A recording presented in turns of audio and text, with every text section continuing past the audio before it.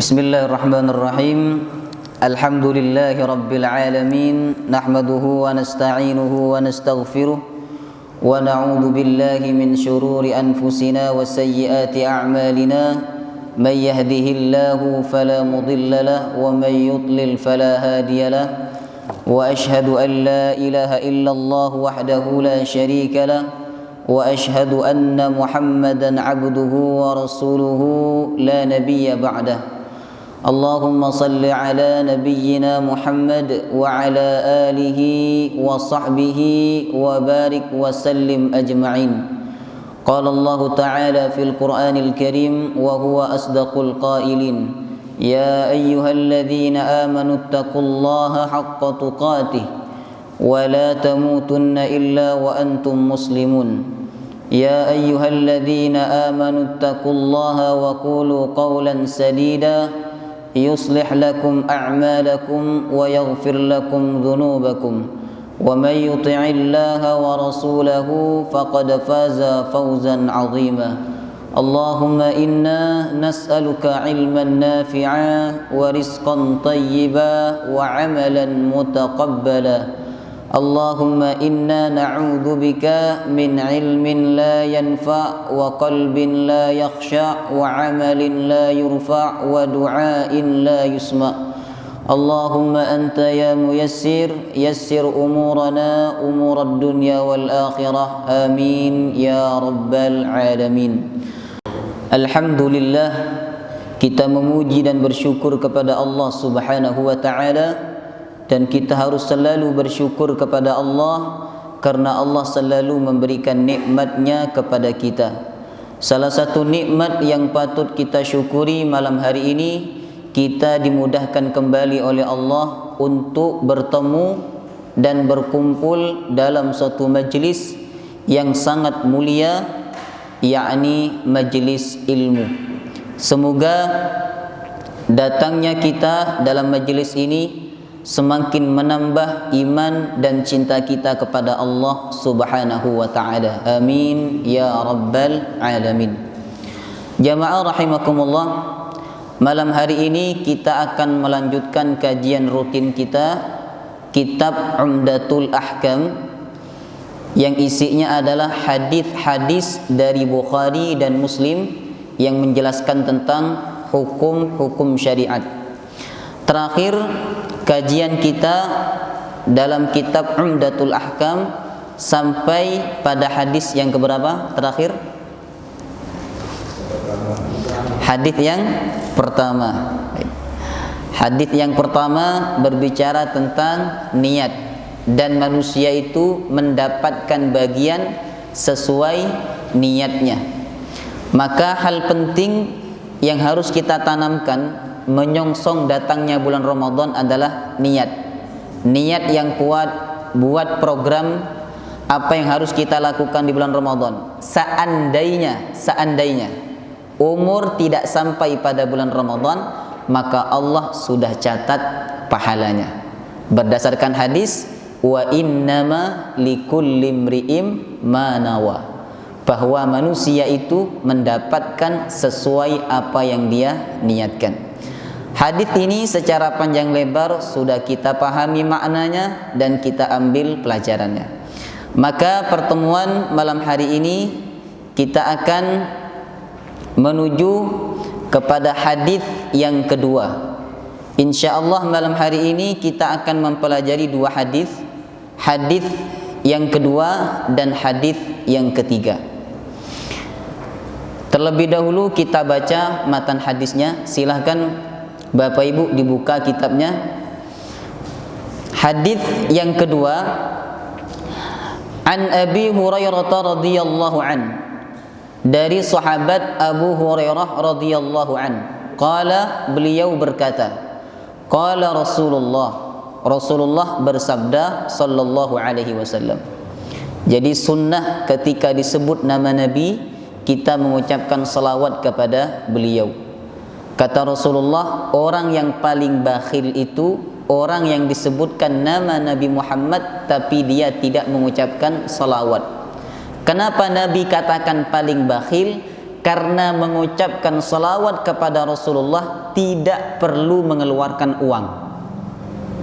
Cukup mengucapkan kalimat Allahumma salli ala Muhammad.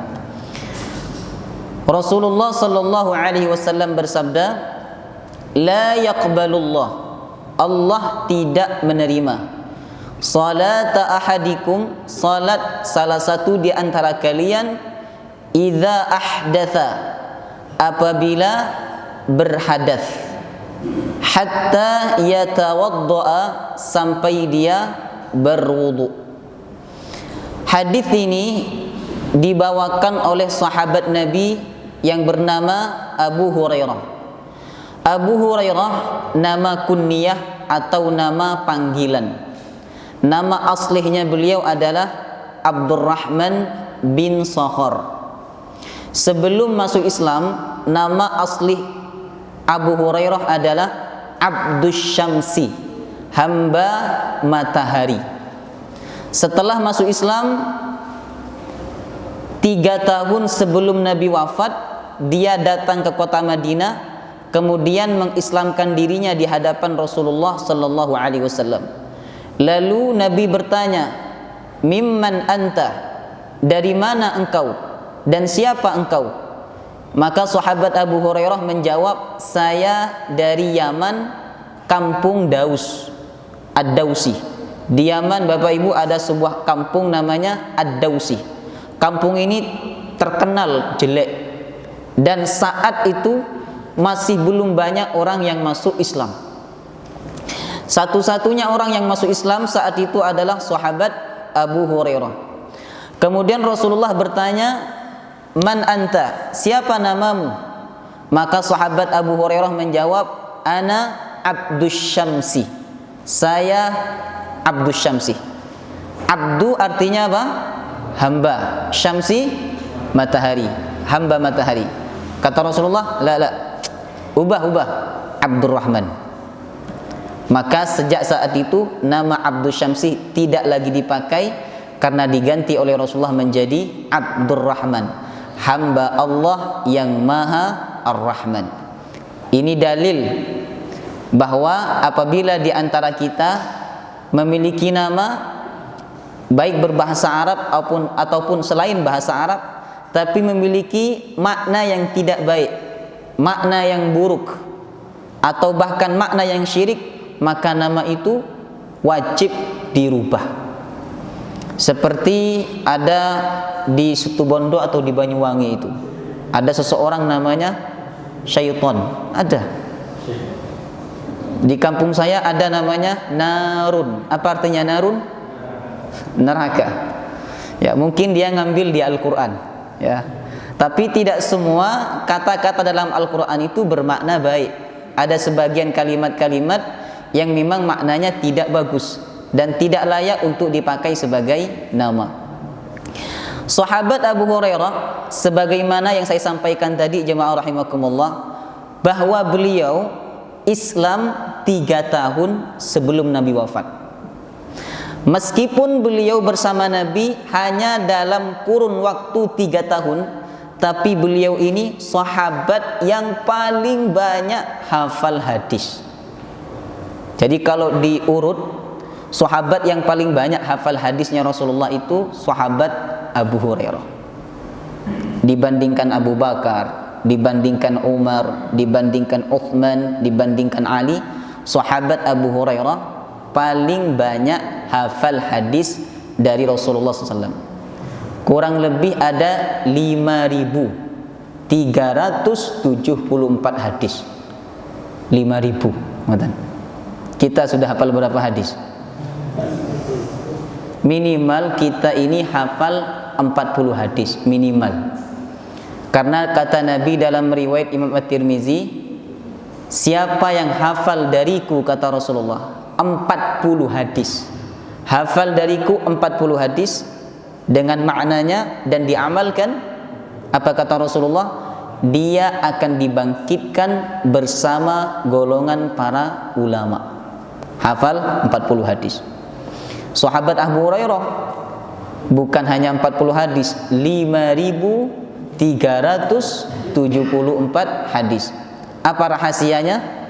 Pertama, Abu Hurairah memang sangat dekat dengan Rasulullah, dan kemana-mana beliau selalu menemani Rasulullah. Yang kedua, beliau dianugerahkan kecerdasan yang sangat luar biasa.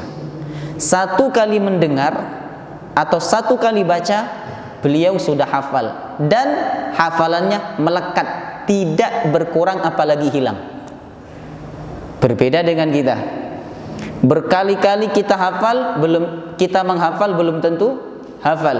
Tapi sahabat Abu Hurairah sekali mendengar atau sekali membaca langsung hafal. Yang ketiga, jemaah rahimakumullah, karena sahabat Abu Hurairah pernah berdoa dan doa itu diaminkan oleh Rasulullah. Adapun bunyi doanya dalam riwayat Imam At-Tirmizi, Allahumma inni as'aluka ilman la yunsa. Ya Allah, aku memohon kepadamu ilmu yang tidak lupa. Datang Rasulullah mengaminkan doanya Abu Hurairah. Maka doa ini penting untuk kita baca kalau kita ingin ilmu yang kita pelajari ini tidak lupa, selalu kita ingat. Allahumma inni as'aluka, apa lagi? Ilman la yunsa. Kalau tidak hafal bahasa Arabnya, bisa pakai bahasa Indonesia. Tidak bisa pakai bahasa Indonesia, bisa pakai bahasa Jawa. Tidak bisa pakai bahasa Jawa, bisa pakai bahasa Madura. Karena Allah bukan hanya Tuhannya orang Arab, Allah Tuhannya orang Jawa, orang Indonesia, orang Madura, dan seterusnya. Itulah sekilas tentang profil sahabat Abu Hurairah. Karena Abdurrahman bin Sakhar senang dengan kucing dan dia sering bermain dengan kucing kecil. Dulu itu tidak ada hiburan. Sekarang kan ada hiburan HP. Jarang sekarang ada anak-anak yang senang sama kucing, itu jarang. Mereka lebih senang kepada HP. Anak kecil nangis dikasih HP, diam. Dulu hiburannya adalah yang sebagaimana yang dilakukan oleh sahabat Abu Hurairah adalah kucing. Beliau senang bermain dengan kucing kecil, sehingga kaumnya menjuluki beliau dengan Abu Hurairah. Apa artinya Abu Hurairah? Bapaknya kucing, Pak Kucing. Di kampung saya ada dulu ya, orang kerjanya jual kunyit, maka orang kampung menjulukinya Pak Kunyit. Kalau kumisnya panjang biasanya orang menyebutnya apa? Kalau jenggotnya panjang biasanya orang menyebut Pak Jenggot. Ngoten. Itu julukan ya. Sahabat Abu Hurairah mendapatkan hadis dari Rasulullah.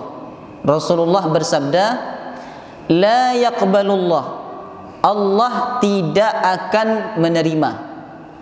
Tidak akan menerima, maksud dari hadis ini pertama, ibadahnya tidak sah. Yang kedua, tertolak. Yang ketiga, tidak mendapatkan pahala. Berbeda dengan redaksi hadis la salata, tidak ada salat. Ini maknanya bisa dua. Pertama, salatnya tidak sah. Yang kedua, salatnya tidak sempurna. Pertama, salatnya tidak sah sebagaimana hadis Nabi, la salata liman lam yaqra bi Fatihatil kitab. Tidak sah salatnya orang yang tidak membaca Al-Fatihah. Berarti makna la salata dalam hadis itu tidak sah. Yang kedua, la salata bisa bermakna tidak sempurna. Contohnya hadis dalam riwayat Imam Ahmad, Rasulullah bersabda, la salata li jaril masjid liman lam yusalli fil masjid. Tidak ada salat bagi tetangga masjid yang tidak salat di masjid. Maksudnya bukan salatnya tidak sah, tapi tidak sempurna. Orang yang menjadi tetangganya masjid tapi tidak salat di masjid. Kalau panjenengan salat di rumah, apa kata Rasulullah? La salata. Salatnya tidak sempurna.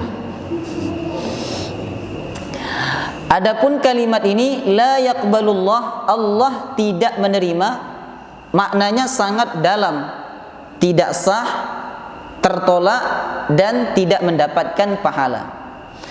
Allah tidak menerima salata ahadikum, salat di antara kalian, baik salat wajib, salat sunnah maupun salat fardu kifayah.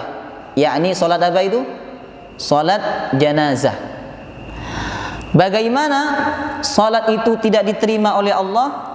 Idza ahdatha, apabila berhadas. Hadas ada dua macam, ada hadas kecil, ada hadas besar. Ini pelajaran kita sudah hatam. Hatta yatawaddaa, sampai dia berwudu.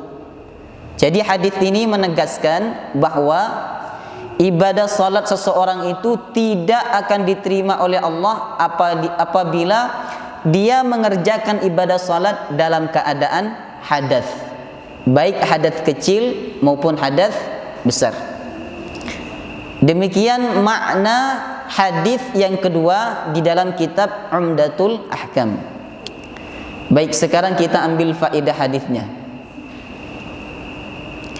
Yang pertama, tidak diterimanya suatu ibadah bukan hanya gara-gara niatnya tidak benar, bukan hanya gara-gara niatnya tidak ikhlas, tapi bisa juga ibadah itu tidak diterima oleh Allah meskipun niatnya ikhlas karena pelaksanaannya tidak sesuai tuntunan syariat.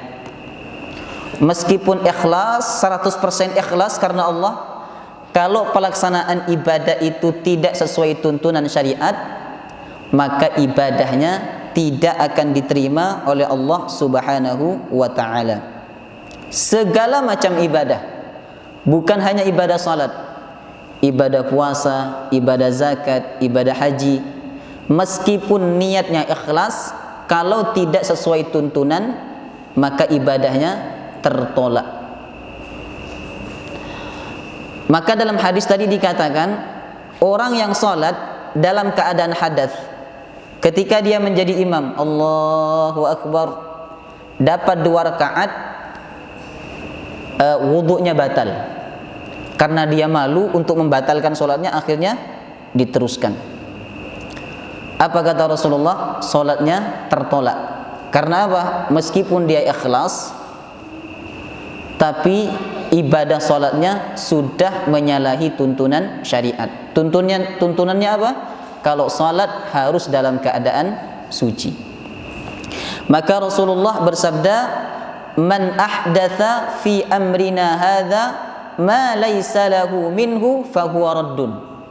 Siapa yang menyalahi tuntunan kami, kata Rasulullah, maka amal ibadahnya akan tertolak meskipun ikhlas. Salat Isya 4 rakaat, meskipun kita ikhlas melakukan salat Isya, tapi kalau kita kurangi rakaatnya atau kita tambah rakaatnya, salatnya tidak sah, kemudian tidak mendapatkan pahala dari Allah Subhanahu wa ta'ala. Ini pelajaran yang pertama. Pelajaran yang kedua, hadis tersebut menunjukkan larangan salat dalam keadaan hadas. Hampir mirip jemaah, ya. Antara hadis dengan hadas itu hampir mirip. Ada ahli hadis, ada ahli hadas. Ngoten. Kalau kita ini bukan ahli hadis, kita ini bagian apa? Ahli hadas gini, ini sikit-sikit hadas, sikit-sikit hadas. Kalau Imam Syafi'i, Abu Hurairah, Imam At-Tirmizi, mereka adalah min ahlil hadis. Nah, hadis tersebut menunjukkan larangan salat dalam keadaan hadas. Salatnya bukan mendapatkan pahala, justru akan mendapatkan dosa. Misal subuh-subuh dalam keadaan junub, malas yang mau mandi, tapi kalau tidak sholat malu sama mertua, akhirnya sholat, maka sholatnya bukan mendapatkan pahala, justru mendapatkan dosa. Na'udzubillah. Karena Allah dengan tegas menyatakan dalam Al-Quran, Ya ayyuhalladzina amanu la taqrabus salata wa antum sukara hatta ta'lamu ma taquluna wa la junuban illa 'abiri sabilin hatta taghtasilu. Wahai orang-orang beriman, janganlah kalian mendekati salat dalam keadaan mabuk, dan janganlah kalian mendekati salat ketika kalian dalam keadaan junub sampai kalian mandi. Ini dalil yang tegas bahwa dalam keadaan hadas kita dilarang, bahkan diharamkan melaksanakan ibadah salat. Dalam kitab Safinatun Najah, kitabnya tipis, ini sangat cocok bagi para pemula yang ingin belajar fikih. Safinatun Najah yang ditulis oleh ulama kelahiran Hadrami, ya. Namanya beliau adalah Syekh Salim bin Sumair Al-Hadrami dan bermadhab Syafi'i. Maka isi kitabnya semua madhab Syafi'i. Dalam kitab itu dikatakan bahwa man intaqadha wudu'uhu harama alaihi arba'atu asya'. Siapa yang wudu'nya batal, maka diharamkan baginya 4 perkara. Artinya apa? Dia tidak boleh melakukan 4 perkara apabila wudu'nya batal. Pertama, as-salatu, salat, tidak boleh. Kemudian yang kedua, at-tawafu, tawaf, baik tawaf sunnah maupun tawaf wajib, tidak boleh. Kemudian yang ketiga, mashul mushaf, masul mushaf, nyentuh Al-Quran. Bagaimana kalau Quran terjemah? Kalau Quran terjemah saja, tidak ada tafsirnya, sama hukumnya haram dalam mazhab Syafi'i. Tapi kalau terjemah itu ada tafsirnya, ada catatan kakinya, maka hukumnya makruh. Kemudian yang terakhir adalah wahamaluhu, membawa mushaf. Jadi ada 4 yang diharamkan. Pertama apa? Salat. Yang kedua tawaf. Yang ketiga menyentuh Quran. Yang keempat membawa Al-Quran. Ini dalam mazhab Syafi'i. Kemudian faedah yang terakhir adalah salat merupakan ibadah powerful, memiliki keagungan sangat luar biasa, dan wasilah tersambungnya hubungan seorang hamba dengan Allah. Oleh karena itu, salat wajib dilaksanakan dalam keadaan suci. Salat wajib dilaksanakan dalam keadaan suci. Ini menunjukkan bahwa salat ibadah yang sangat agung, ibadah yang sangat mulia. Berbeda dengan tawaf, memegang Al-Quran atau membawa Al-Quran. Itu masih ada perbedaan di kalangan ulama. Ada ulama mengatakan boleh tawaf walaupun wudunya batal. Memegang Quran, ada yang mengatakan boleh pegang Quran walaupun wudunya batal. Membawa Quran boleh, sebagian ulama mengatakan boleh walaupun tidak punya wudu. Masih ada perbedaan pendapat. Tapi ketika masuk bab salat, ulama tidak ada perbedaan pendapat. Semuanya sepakat bahwa salat wajib dilaksanakan dalam keadaan suci. Kalau tidak suci, maka hukumnya haram. Jelas sampai sini? Ini menunjukkan bahwa ibadah salat itu ibadah yang sangat agung. Demikian faedah hadis yang bisa kita ambil dari hadis yang kedua. Baik, sekarang kita lanjut hadis yang ketiga. Nah, silakan dibuka hadis yang ketiga. An Abdullah bin Amr bin Al-As wa Abi Hurairah wa Aisyah radhiyallahu taala anhum. Hadis ini dibawakan oleh 3 sahabat. Pertama Abdullah bin Amr, yang kedua Abu Hurairah, yang ketiga Aisyah. Kalau ada hadis disampaikan oleh 3 sahabat, Masih ingat atau tidak? Hadis apa namanya? Kalau satu sahabat namanya hadis ahad. Ahad artinya satu. Kalau dua sahabat hadis apa namanya? Hadis aziz, ya. Kalau tiga, hadis masyhur, benar. 3 sampai 10 masyhur, 10 sampai 40 hadis mutawatir. Maka hadis ini tergolong sebagai hadis masyhur karena yang meriwayatkan ada 3 sahabat, Abdullah bin Umar, Abu Hurairah, dan Aisyah radhiyallahu taala anhum. Abdullah bin Umar ini sahabat senior. Adapun ayahnya Amr bin Al-As, ini sahabat junior. Kemudian Abu Hurairah sebagaimana riwayat yang saya sampaikan tadi. Yang terakhir adalah Aisyah radhiyallahu anha. Beliau dinikahi oleh Nabi ketika berumur 6 tahun dan berkumpul satu rumah ketika berumur 9 tahun. Dulu tidak ada masalah nikah dengan anak di bawah umur, tidak ada masalah dulu. Karena adat istiadat setiap negara itu berbeda-beda. Cuman ketika dihadapkan kepada orang-orang orientalis, mereka mengkritik Nabi Muhammad. Kata mereka, Muhammad Nabi kalian itu suka sama anak kecil. Padahal dulu di Arab tidak ada masalah. Dan waktu Nabi menikahi Aisyah, tidak ada orang yang komplain. Artinya apa? Sudah menjadi kebiasaan. Karena masing-masing negara itu beda. Kalau di Indonesia minimal berapa tahun? Boleh menikah itu minimal berapa tahun? 18. Kemudian kalau di India 16 tahun sudah boleh menikah.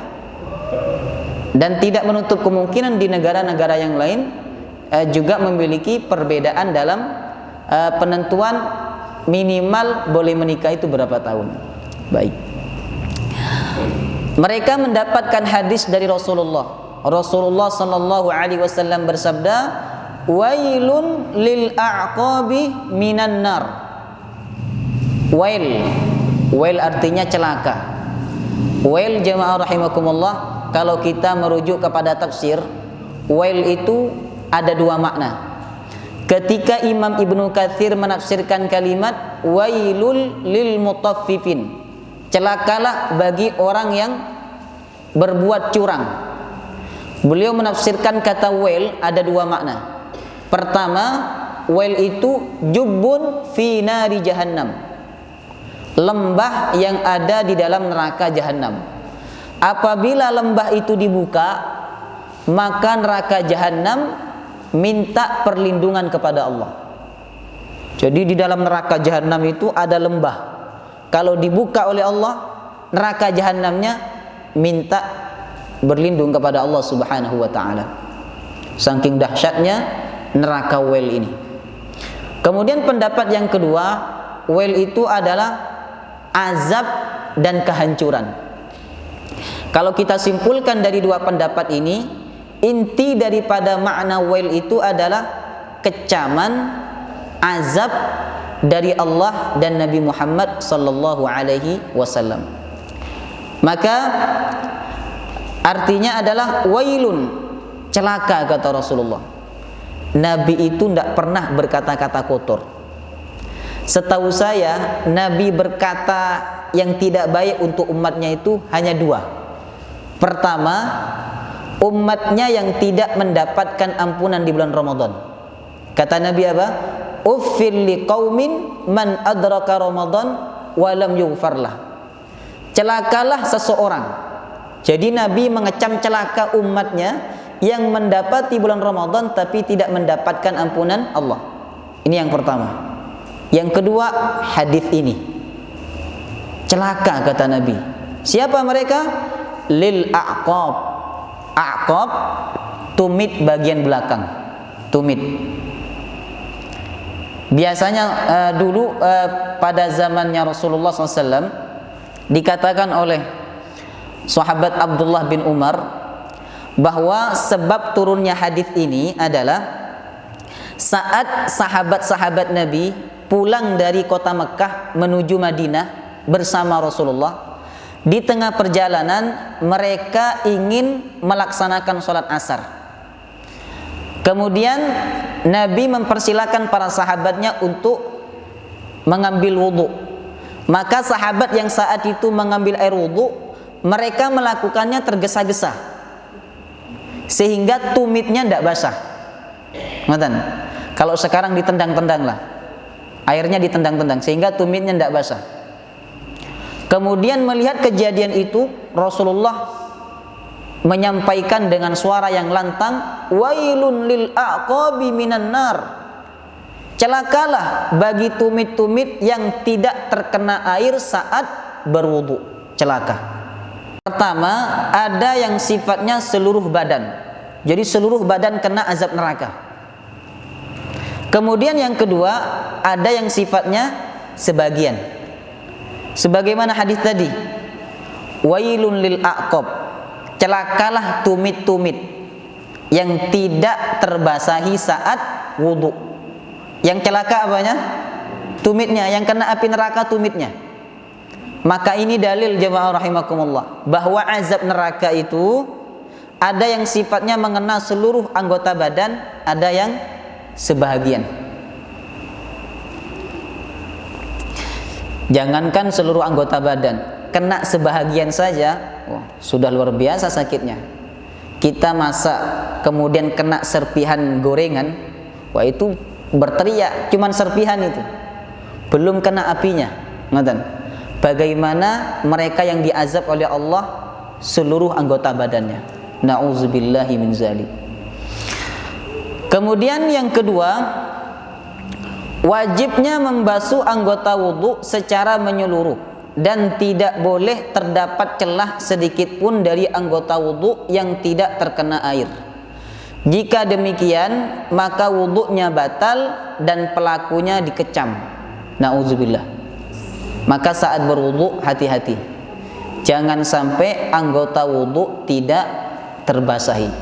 Meskipun seujung kuku, kalau tidak basah, wudunya tidak sah dan pelakunya jika dia sengaja, pelakunya dikecam. Wailun lil a'qabi minan nar. Na'udzubillahi min dzalik. Kemudian pelajaran yang ketiga adalah orang yang dikecam dan diancam dengan azab bukan hanya para pelaku maksiat, tapi orang yang melakukan suatu ibadah juga mendapatkan kecaman jika tidak menyempurnakan ibadah itu sesuai tuntunan. Coba ingat-ingat Quran surah Al-Ma'un. Dalam surah itu Allah mengecam siapa? Orang yang sholat. Fawailul lil musallin.